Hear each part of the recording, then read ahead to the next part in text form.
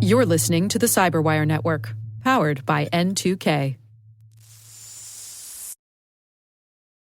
AI agents are now reading sensitive data, executing actions, and making decisions across our environments. But are we managing their access safely? Join Dave Bittner and Barak Shalef from Oasis Security on Wednesday, December 3rd at 1 p.m. Eastern for a live discussion on agentic access management and how to secure non-human identities without slowing innovation. Can't make it live? Register now to get on-demand access after the event. Visit events.thecyberwire.com. That's events with an S, .thecyberwire.com to save your spot.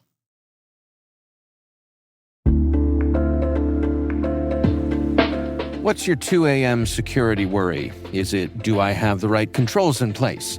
Maybe, are my vendors secure? Or the one that really keeps you up at night, how do I get out from under these old tools and manual processes? That's where Vanta comes in. Vanta automates the manual work so you can stop sweating over spreadsheets, chasing audit evidence, and filling out endless questionnaires. Their trust management platform continuously monitors your systems, centralizes your data, and simplifies your security at scale.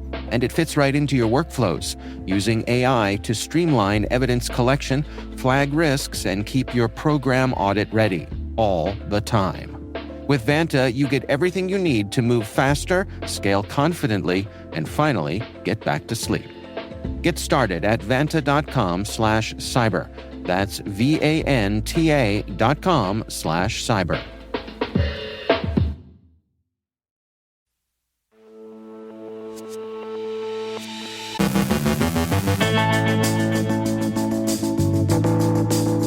CISA warns of spyware targeting messaging apps. CodeRED, this is not a test. Infostealer campaign spreads via malicious Blender files. Shai-Hulud's second coming. Real estate finance firm CitusAMC investigates breach. Dartmouth College discloses Oracle EBS breach. Dave Bittner is joined by Tim Starks, senior reporter from CyberScoop, to discuss the Trump administration's upcoming cyber strategy. And 'tis the season for deals and digital deception.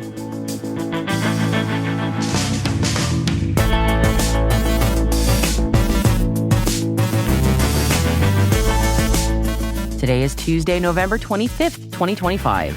I'm Maria Varmazes, host of N2K's T- Space Daily, in for Dave Bittner today. And this is your CyberWire Intel Briefing.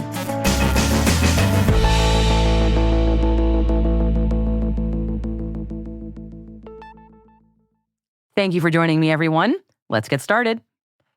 The U.S. Cybersecurity and Infrastructure Security Agency, better known as CISA, issued an advisory yesterday warning of multiple cyber threat actors actively leveraging commercial spyware to target users of mobile messaging applications. The spyware is delivered via phishing, zero-click exploits, and app impersonation. CISA notes that, quote, while current targeting remains opportunistic, evidence suggests these cyber actors focus on high-value individuals, such as current and former high-ranking government, military, and political officials, as well as civil society organizations and individuals across the United States, the Middle East, and Europe. A sophisticated cyber attack on the CodeRED emergency notification system managed by OnSolve has forced its nationwide decommissioning and migration to a new platform due to service-disabling infrastructure compromise. The breach exposed thousands of users' names, phone numbers, email addresses, and passwords previously used to register for alerts, although no payment card or financial data was stored. Localities across Missouri and Colorado, among others, remain unable to send targeted voice, text, or email alerts for water main breaks, severe weather, and other emergencies, leaving public safety communications vulnerable. Municipal officials are urging all affected users to change reused passwords immediately, while emergency management agencies scramble to deploy alternative alerting channels and prepare communities for a protracted system recovery timeline. The supply chain malware campaign dubbed Shai-Hulud Second Coming has resurfaced in the NPM ecosystem using malicious packages with a two-stage loader that can propagate across 100 packages per execution and wipe a compromised developer's home directory if authentication fails. The threat now leverages randomly named GitHub repos to reduce detection, abuses credential-accessed packages in CI pipelines, and has prompted security firms to rapidly add affected versions to their malicious package databases. Checkmarx developers and organizations are urged to temporarily block access to public NPM registries, review NPM token permissions, and configure endpoint protections to flag the loader file names and malicious behavior. Real estate finance technology vendor CitusAMC has confirmed that it discovered a breach on November 12th that resulted in the theft of client information, according to a report from the Register. The company said in a statement, "Corporate data associated with certain of our clients' relationships with CitusAMC, such as accounting records and legal agreements, has been impacted. Certain data relating to some of our clients' customers may also have been impacted. The scope, nature, and extent of such impact remain under investigation by the company and its third-party advisors." The New York Times cites sources as saying that the company has notified JP Morgan Chase, Citi, and Morgan Stanley that their client data may have been affected. The FBI is investigating the breach. Dartmouth College has disclosed that it was among the victims of a wave of zero-day attacks targeting Oracle eBusiness Suite or EBS instances, according to a report from Bleeping Computer. The university hasn't disclosed the total number of impacted individuals, but said in a breach notification with the Maine Attorney General's office that just under 1,500 Maine residents were affected. The breach occurred in August 2025 and involved names and social security numbers. The Clop ransomware gang has posted the alleged stolen data to its leak site. The other confirmed victims of Clop's Oracle EBS campaign include Logitech, Harvard University, The Washington Post, Envoy Air, and Mazda. John Hultquist, chief analyst at Google's Threat Intelligence Group, told Bleeping Computer that dozens of additional organizations were likely breached.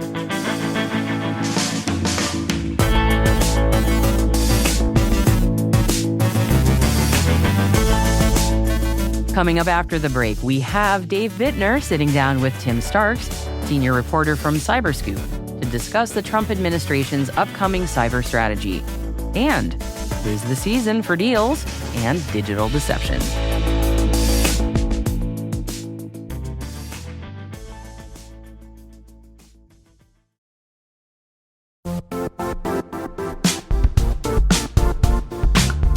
From phishing to ransomware, cyber threats are constant.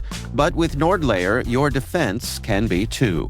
NordLayer brings together secure access and advanced threat protection in a single, seamless platform. It helps your team spot suspicious activity before it becomes a problem by blocking malicious links and scanning downloads in real time, preventing malware from reaching your network. It's quick to deploy, easy to scale, and built on zero-trust principles, so only the right people get access to the right resources. Get 28% off on a yearly plan at nordlayer.com/CyberWireDaily with code CyberWire-28. That's nordlayer.com/CyberWireDaily, code CyberWire-28. That's valid through December 10th, 2025.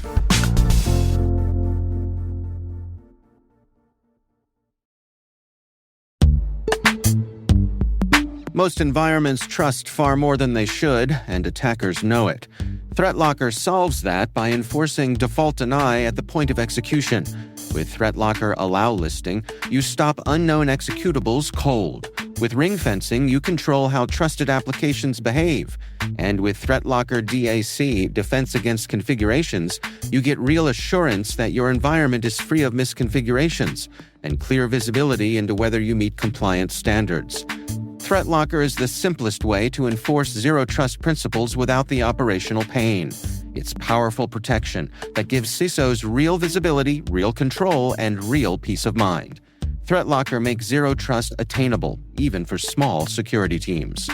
See why thousands of organizations choose ThreatLocker to minimize alert fatigue, stop ransomware at the source, and regain control over their environments. Schedule your demo at threatlocker.com/N2K today.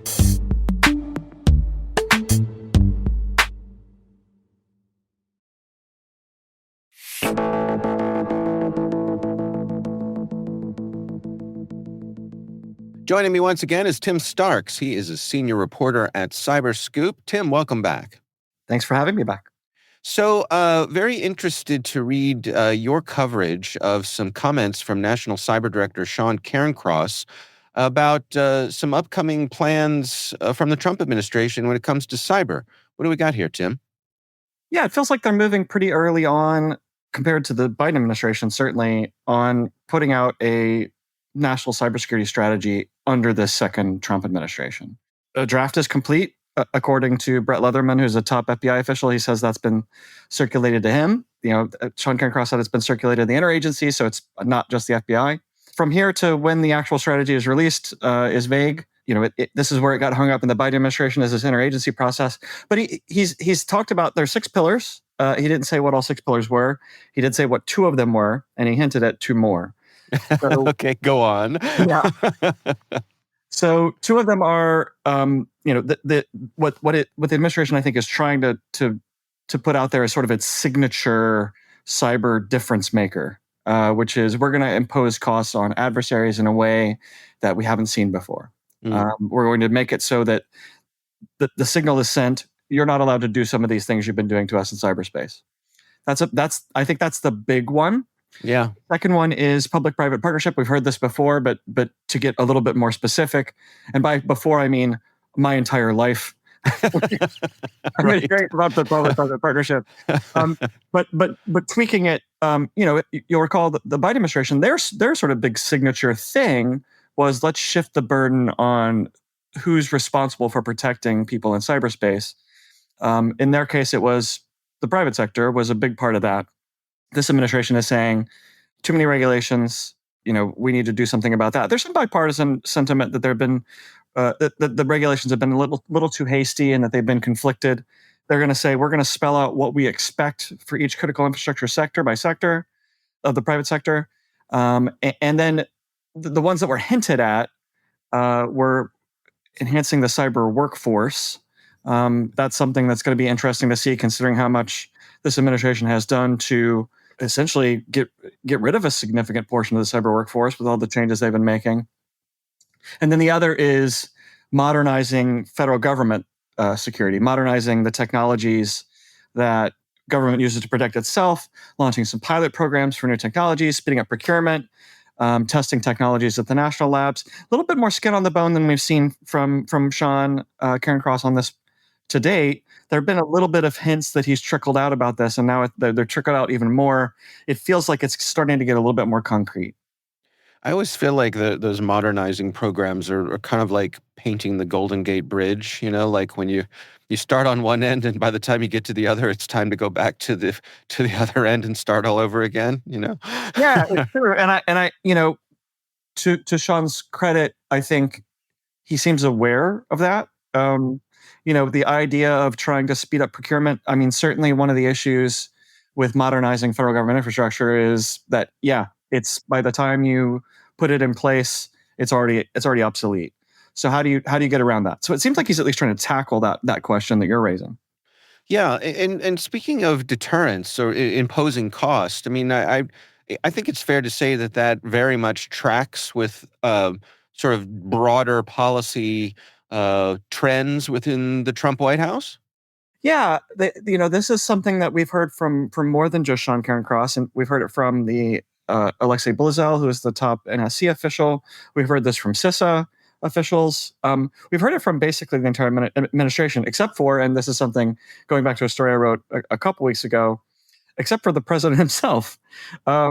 Interestingly, there's been a lot of talk about deterrence, talking about Salt Typhoon and that espionage campaign.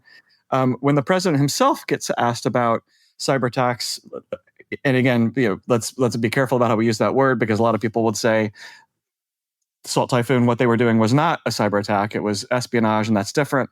We can go back and forth, round and round. This is an age-old debate in the cyber world. But the president's response when he's been brought up about Salt Typhoon or like the Russian campaign that the alleged Russian campaign against the U.S. courts that we've been hearing about in recent months.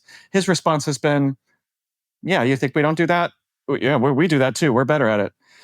So the idea of deterring cyber espionage is one that we've been hearing from administration officials under Trump, but Trump himself has been kind of shrugging his shoulders at the idea that that's even something worth noting. Yeah. The other thing that you alluded to that interests me is this notion of building up the cyber workforce amongst the feds. And we've seen folks from CISA talking about 2026 being a year of building up. And, in the past year, everything we've seen with Doge and um, the ongoing kind of adversarial attitude towards certain CISA tasks. Is that a fair way to say it? Like, I'm sitting back and waiting to see how this is going to play out in 26. How about you? I am too. I mean, I've been talking to some folk in that area, let's say, without revealing too much, and morale is terrible at the agencies. From what I've heard that are working on cyber issues, I mean, Nick Anderson, who's at CISA, has talked about how great morale is, but that's not a lot of what I'm hearing. If you're a federal government employee in general right now, the people who I know who work in federal government who still have their jobs are really just kind of hanging on until they can find something different or until they hit retirement age. We had a story that we wrote about people who might want to work for the federal government in the future under the Cyber Corps program. Those people are dispirited about the idea of going to work for the federal government now. There are not a lot of openings. We've heard more about the administration wanting to cut personnel even more across the federal government.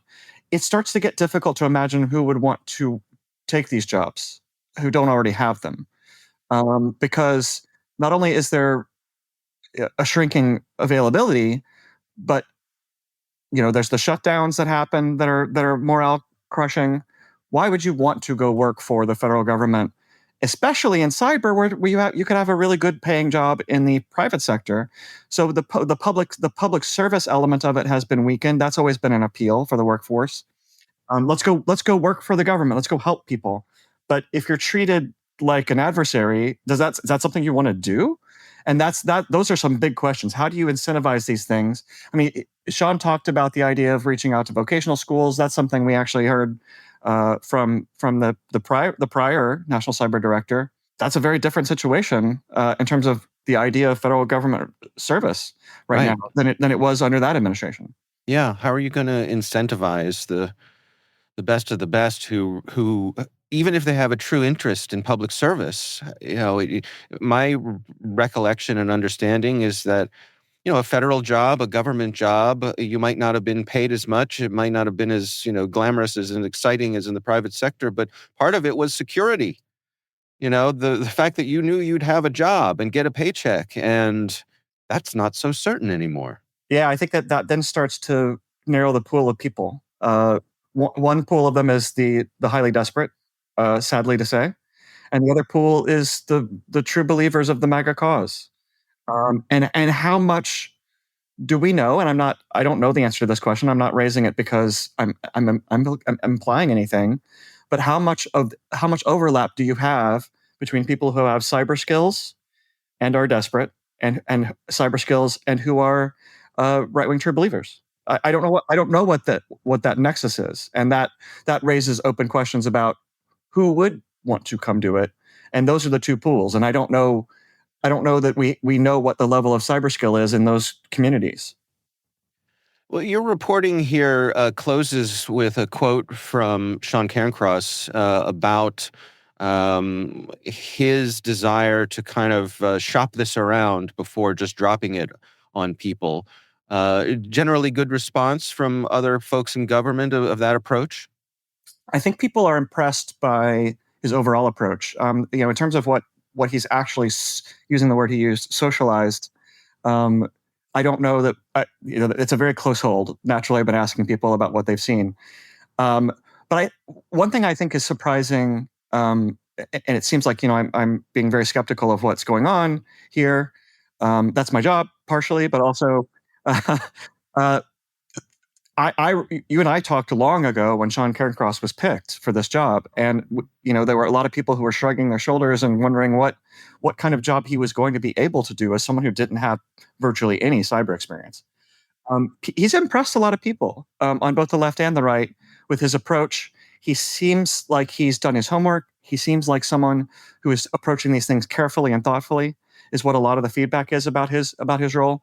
And so I think people are impressed by how he's going about this. I think that the questions come in about, even if he approaches it well, how good of a job can he do under the circumstances of this administration? Yeah.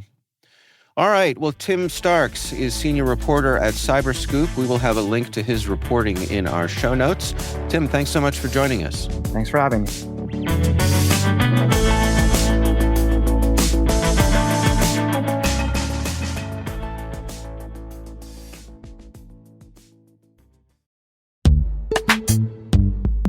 At Thales, they secure what matters most. The most trusted companies and organizations utilize Thales cybersecurity products to protect critical applications, sensitive data, and identities anywhere at scale.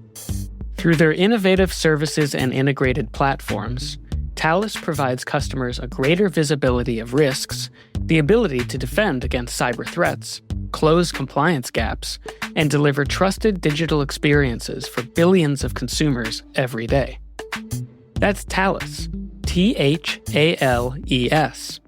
Learn more at cpl.thalesgroup.com.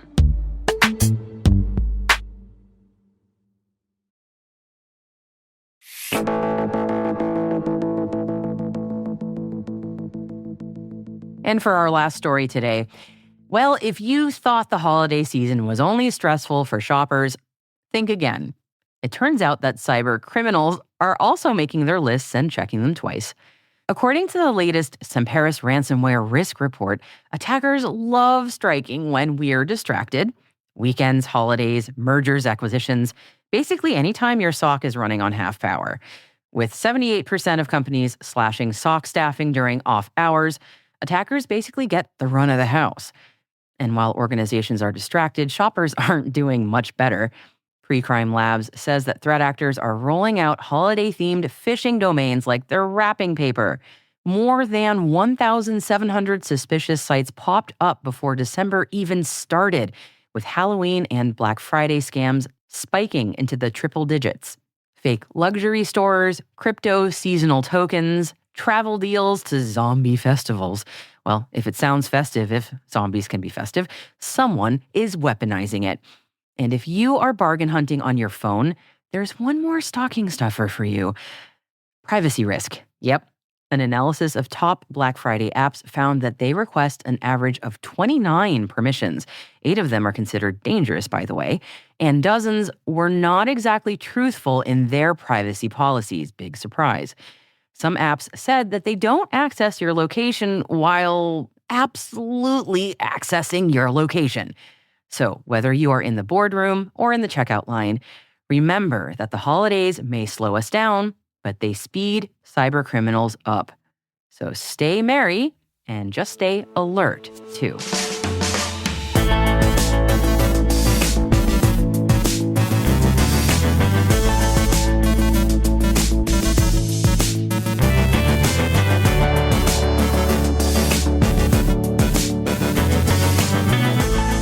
And that's the CyberWire.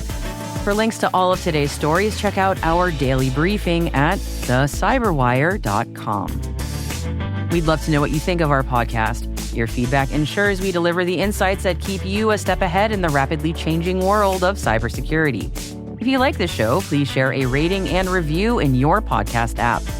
Please also fill out the survey in the show notes or send an email to cyberwire@n2k.com.